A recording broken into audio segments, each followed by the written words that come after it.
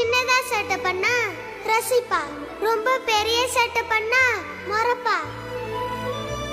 எப்பவுமே சிரிச்சுக்கிட்டே இருப்பா, எல்லா தப்பையும் பொறுத்துப்பா.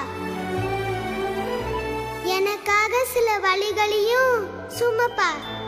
இடி இடிச்சு இனி ஜீ தமிழ் ஆட்டம் ஆரம்பம். கேள்விக்குறியாக போகும் மாயாவின் வாழ்க்கை. புவனேஸ்வரி போடும் திட்டம் என்ன? சந்தியா ராகம் தினமும் இரவு 9:30க்கு.